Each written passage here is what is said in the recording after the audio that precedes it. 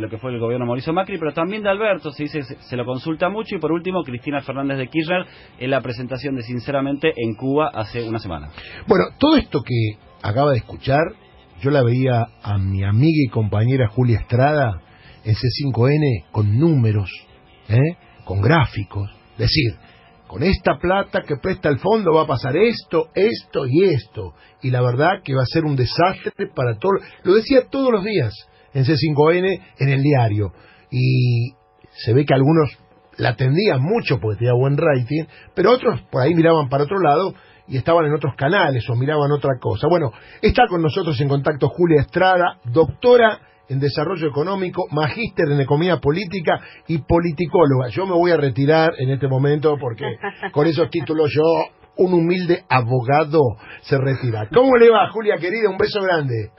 ¿Cómo estás, Darío? Te mando un abrazo grande y con vos arranqué. No sé si te acordás. Exactamente. Venía ella con unos gráficos, viste, que no entendíamos nada nosotros. Menos mal que está vos para explicarlo, ¿no? Ya tengo esto. Porque ella nada te decía, está el sol.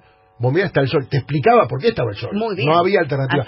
Y antes de empezar, Julita, te voy a hacer la encuesta que le estamos haciendo a la gente. A ver, preguntale a Julia, a ver. En el Twitter de Secreto de Sumario, Julia, la encuesta dice: ¿quién es el principal responsable de la insostenibilidad de la deuda argentina? Y hay dos opciones: el gobierno de Macri o el Fondo Monetario Internacional. Todo suyo, Julia Estrada. Son corresponsables. Bien. Yo sé que no estaba la opción, pero hay una corresponsabilidad de la falta de sostenibilidad de la deuda, porque hay un acuerdo realizado entre el FMI y el gobierno de Cambiemos en junio de 2018 que pacta una serie de cosas que no pasaron. De eso se trata, y de eso se trata. Vos ponías el audio de Cristina Fernández de Kirchner.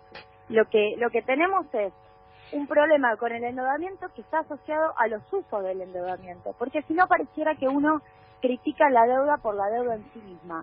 El problema es que la deuda viene asociada de medidas de desregulación que hacen que los usos de ese dinero, de esos dólares frescos, no sean para el desarrollo productivo. Hubiera sido fantástico que una parte de los 44.000 millones de dólares que ya se desembolsaron en los 57 y los 44 se hubiera utilizado para caminos, para, por ejemplo, la explotación de vaca muerta, para, en fin, para, no sé, el desarrollo científico-tecnológico, una serie de usos que podrían haber hecho que ese endeudamiento se traslade en desarrollo.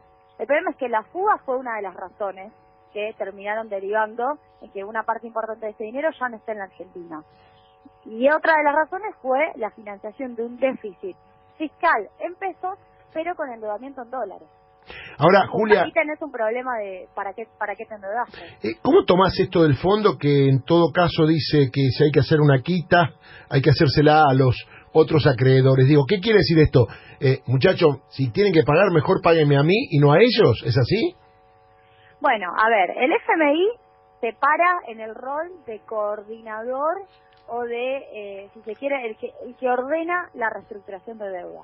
Ese es el rol que siempre quiso jugar y que en algún momento el gobierno nacional no quiso que el FMI jugara. Es decir, el gobierno nacional en algún momento decidió separar las discusiones. Por un lado vemos con los acreedores privados, son los tenedores de deuda privados, que estuvieron tomando deuda de Argentina en 2016 y en 2017 fundamentalmente, y luego discutimos con el FMI, que prestó plata en el tercer año, en 2018, ¿cómo hacemos? Discusiones separadas. La verdad es que se embarró la cancha, y la cancha también se embarró ya con la resistencia que hubo a la reestructuración de la provincia de Buenos Aires y con una serie de resistencias que los propios medios hegemónicos en Argentina agrandaron mucho más de lo que era.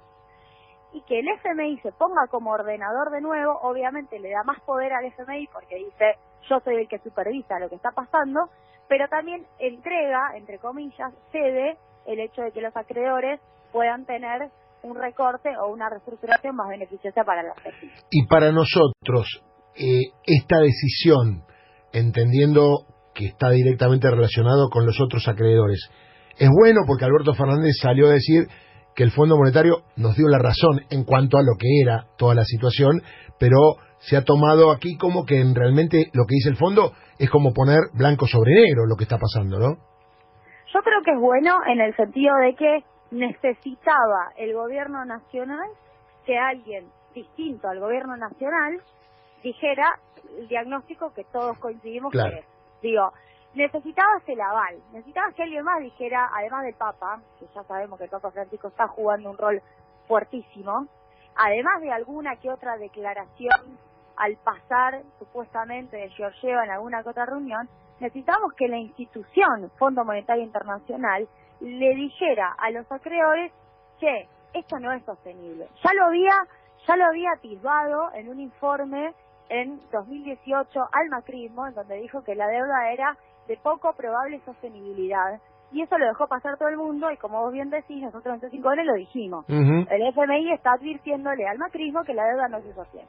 Bueno, que ahora lo diga en un contexto de reestructuración es importante. ¿Cómo se traduce eso a la negociación con los acreedores privados? Bueno, esa es la pregunta del millón. ¿Cómo se hace ahora para llevar este diagnóstico negativo que le daría la razón a la Argentina en relación a la sostenibilidad de la deuda para el crecimiento a los acreedores privados? Es el gran desafío. Y luego viene obviamente la discusión con el fondo, en donde no suele haber quitas en este tipo de programas. De hecho, uno recuerda lo que pasó con Néstor Kirchner allá por el 2002-2003, lo que hubo fue una postergación de pagos y fue una cancelación total. Julia, ¿cómo estás? Te saluda Facundo Ale. Sí. Justamente sobre la situación respecto del fondo es lo que te quiero consultar.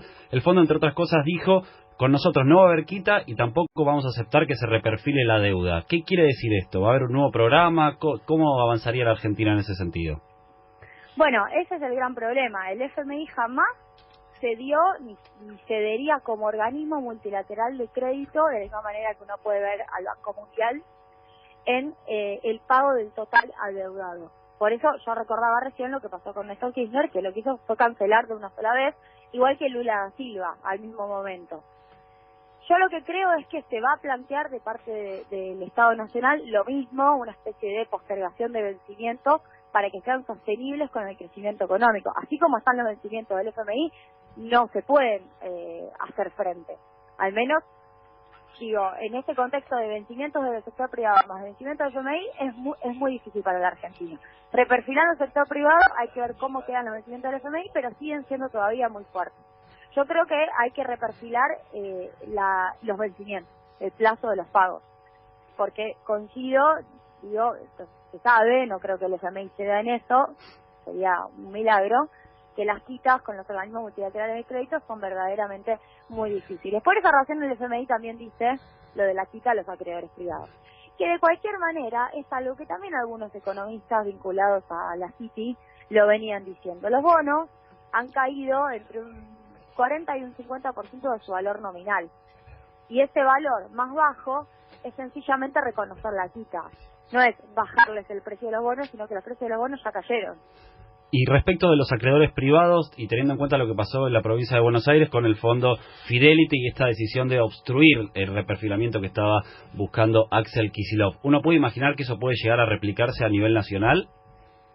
Bueno, lo que se sabe a nivel nacional es muy poco, porque imagínate, si ya se sabe que en provincia hay una enorme cantidad de bonistas, aunque concentrados en un 35-37% en 2 o 3 bonistas, lo que se sabe del gobierno nacional es muy poco, porque se siguen abriendo, sigue la casilla abierta y siguen apareciendo pedidos de acreedores. Como ustedes sabrán, los acreedores no se conocen porque los bonos cotizan en el mercado, se venden y se compran en el mercado. Claro. Entonces, es muy difícil todavía saber.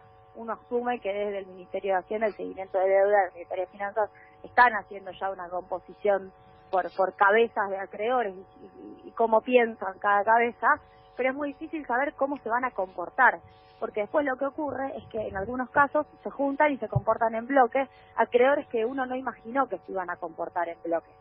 O sea, lo que empieza a pasar es que después recepcionan las ofertas de negociación de la Argentina de una cierta manera y se producen alianzas que uno no esperaba. Entonces, la realidad es cómo hacer para que esos acreedores interpreten el mensaje del Fondo Monetario Internacional como un mensaje de quien llegó a la Argentina en 2018 para hacer que cobraran y que ahora sigue siendo el garante de que cobren. Julita, porque en el fondo sigue el fantasma del gobierno peronista que no quiere pagar. Y eso me parece es lo que hay que seguir derribando. Julita, una pregunta. Hace poquito se filtró un audio, después se vieron las imágenes, de Mauricio Macri diciendo que en realidad él pensaba o él les decía a sus colaboradores que si se endeudaban nos íbamos a ir a la mierda. Digo, ¿esto es para separarse del problema?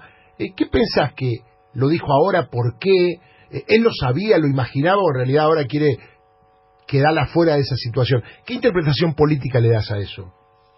Bueno, en primer lugar, a mí me parece de enorme gravedad que el presidente Mauricio Macri haya sido el que de alguna manera escuchaba decisiones, miradas, escuchaba pareceres de otros para básicamente llevar a un determinado rumbo a la Argentina. O sea, da la sensación, y no me parece inverosímil, y eso es lo más grave, porque pareciera real que en el punto que en la cuestión económica él no manejaba la finita, la chiquita. Me parece muy grave que se haya entregado el gobierno nacional por el voto popular, porque fue electo por el voto popular, a algunos consejeros claramente o supuestamente interesados en beneficiar a algunos capitales que querían comprar bonos de deuda argentina.